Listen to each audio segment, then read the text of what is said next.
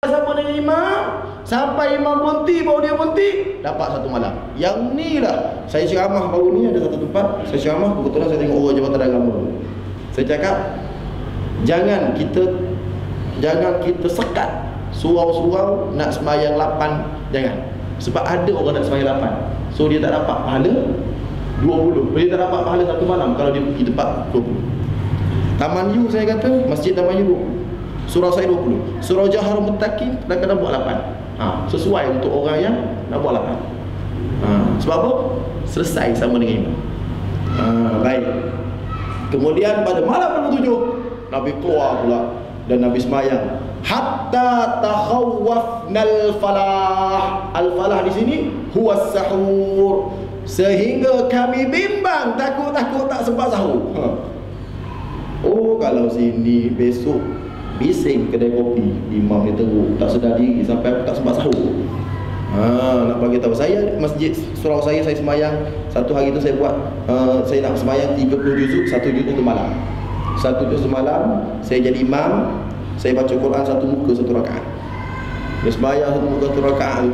Makmum belakang nak tegur Pak Imam tak tergamak, tapi saya tahu dia tak puas hati. Berdasarkan takbir intiqalah dia. Allahu Akbar, imam Allahu Akbar, Allahu Akbar. Kita jauh. Waktu tu saya ikut Ustaz Azman. Ustaz Azman lepas masjid sama-sama tengok Quran satu muka satu muka. Sami Allahu liman hamidah. Sami Allah. Lepas maya saya bincang Ustaz, kita kena buat separuh juzuk ni, tak boleh satu juzuk. Semalam nampak lain makmum bunyi tak puas. Tapi dia tak cakap kat saya. Besok saya buat separuh muka pendek lah, lebih kurang waktu duha lah. Allahu Akbar, Allahu Akbar. Comel dah pula. Nak cerita, sedangkan saya sentiasa cakap sembahyang tarawih ni sembahyang sunat. Bila sembahyang sunat dia fleksibel. Kalau lenguh nak sembahyang berdiri, dia boleh duduk. Dia tak syarat qiyam. Qiyam ni untuk sembahyang wajib. Duduk lah. Bahkan dalam kitab Al-Jawahir As-Saniyah, Syekh Al-Khatani kata sembahyang sunat ni mengengeng boleh, mengengeng arah kiblat. Kalau sini 4 orang je lagi. 5 orang. Imam depan, makmum semua mengengeng. Tak ada masalah. Penuh masjid ni. Ngeng. Tapi dia kata waktu mengengeng, bila imam Allah bila apa nama rokok, bila sujud, kena rokok dan sujud seperti orang sembahyang duduk. Sebab dia sihat. Jadi bila imam Allahu Akbar rokok, dia pun bangun. Rokok sujud. Sami Allahu liman hamidah. Sujud apa? Lepas tu imam Allahu Akbar rakaat kedua, imam bangun. Dia baring balik. Tak apa. Saya nak bagi tahu fleksibel, tak apa. Tapi orang tak tunggu sebab apa? Dia tak ada ilmu. Jadi kalau imam baca panjang, tak ada masalah. Tuan duduk. Baring tu saya tak cadangkan lah. Cakap awal-awal lah. Aku tahu ni semua. Sebab apa? Aku dengar Ustaz Rizki cakap. Tapi dia punya gandaan pahala dia macam ni. Kalau berdiri, kalau dapat 10 berdiri, duduk dapat 5, baring 2,5. Memang adalah hadis Nabi.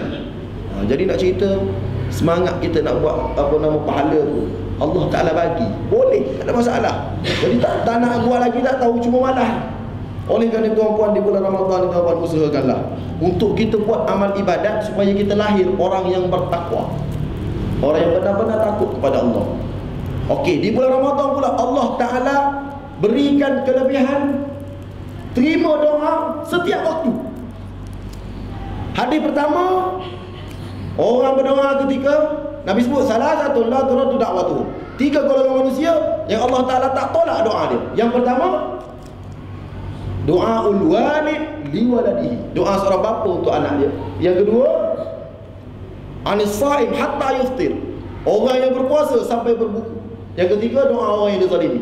Maknanya orang berpuasa sampai berbuka, mula daripada dia puasa subuh sampai maghrib, doa dia Allah tak tolak. Waktu berbuka pula ada hadis lain pula. Waktu berbuka Nabi sebut innal saim inda fitrihi la da'watan ma turaddu. Orang yang berpuasa ketika dia berbuka, dosa dia, doa dia Allah tak tolak. Tapi waktu berbuka ni lah yang saya nak tekankan sekarang.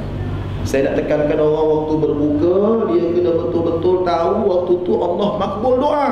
Jadi tolong baca doa panjang sikit. Tolong baca doa panjang sebab waktu tu waktu makbul doa. Sebab tu saya kata kena ada kursus ni. Okey.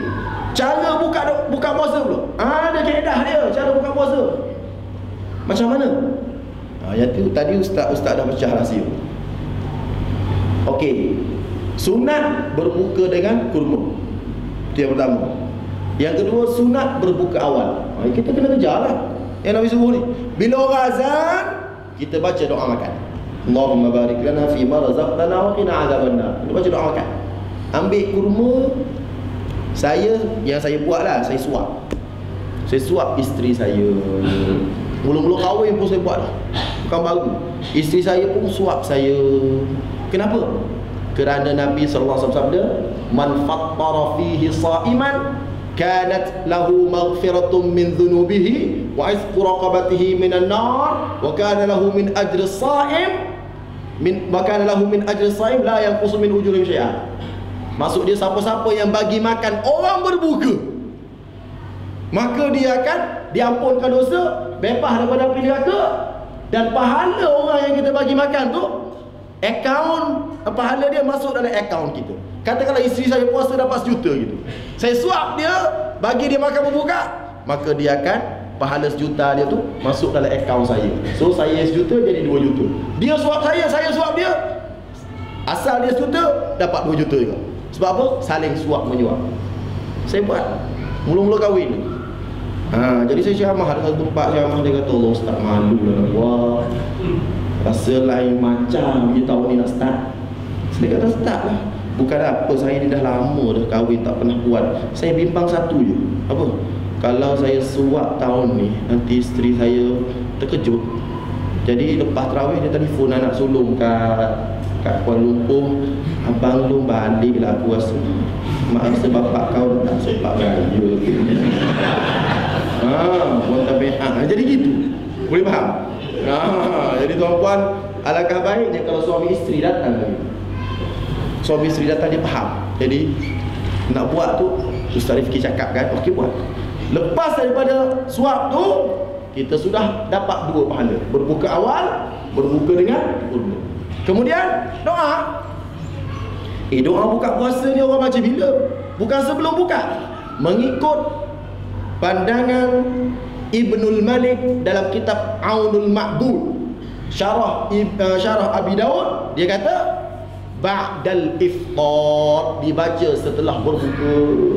Lepas tu baru Allahumma laka sumna wa bika amanna wa ala rizqika aftarna bi rahmatika ya rabbal rahimin dhahaba adh-dhama'u wa ibtallatil 'uruq wa thabata al-ajru insyaallah. Allahumma inna nas'aluka bi rahmatika allati wasi'at kulli syai'in an taghfir lana. Itu yang ada dalam hadis.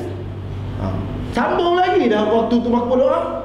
Cakap Melayu, ya Allah aku nak anak aku jadi soleh, aku nak rezeki aku berkat, aku nak cakap lah. Waktu tu tuan cakap dengan bahasa Melayu, anak tuan-puan, isteri tuan-puan faham sebab tuan-puan cakap Melayu. Ya Allah, aku nak isteri aku jadi isteri solehah. Dia kata, isteri mu amin, ini aku. Maknanya isteri faham apa yang suami nak, anak faham apa yang bapa nak. Walaupun itu doa, sebenarnya itu tazkirah secara tak langsung. Oh, rupanya gini yang isteri aku dan suami aku. Ya Allah, aku nak kahwin seorang lagi. Saya kata, oh nak buka. Yang ni baca kena Arab. Isteri tak faham. Kalau baca Melayu balik. Baik. Okey, Allah isteri aku kat dalam saja. Kejap lagi mungkin ada kot lelaki jumpa saya, ustaz doa macam mana ustaz. Baik. Jadi saya nak cerita, waktu makbul. Jadi yang ni saya dah sebut sebab ramai orang tinggal. Jadi tahun ni ubah. Waktu berbuka, waktu sahur pula. Waktu sahur ni Nabi sebut fa inna fis sahuri barakatan. Sahur ni berkat. Jadi waktu sahur sepatutnya, sebab waktu berkat makan sahur, waktu tersebut kalau boleh bangun qiyamul lail. Tak mampu ustaz, tak mampu saya bagi yang senang, istighfar. Sebab Allah Ta'ala puji orang beristighfar waktu sahur. Kejut isteri, bangun apa? Bangun masak sahur. Abang tak apa, istighfar. Ambil ni, astagfirullah, sampai 5 kali cukup. Tu tidur. Isteri waktu masak, isteri istighfar. Astagfirullahaladzim, astagfirullahaladzim, aku seorang istighfar. Suami aku dah tidur tu. Astagfirullahaladzim, astagfirullah. Tu nak cerita, waktu tu boleh istighfar sebab Allah Ta'ala dah peruntukkan waktu sahur untuk beristighfar. Jadi saya rasa cukuplah sekadar tu cerita-cerita yang saya rasa yang lain tu apa tahu dah. Saya tak perlu ceramah, mesti jaga buka puasa kena awal. Tak perlu ceramah. Tajuk tu buka puasa awal, tak perlu ceramah. Sebab apa? Memang buka puasa awal. Kalau kat Kelantan tu nasi kerabu dia buka, dia gaul siap. Dia gaul bubur siap, bubu siap gaul. Maknanya nak berbuka puasa awal. Orang azab, memang. Maknanya dia gaul dulu. Punya dah bagusnya. Nak bab berbuka puasa awal memang orang amal sungguh. Dia tak perlu ceramah panjang-panjang lah. Bab-bab lain insya-Allah sambung lagi kejap lagi. Wallahu a'lam. Terima kasih di atas penjelasan Al-Fadhil Ustaz Rifki bin Maidin di atas gaulan nasi kerabu tadi.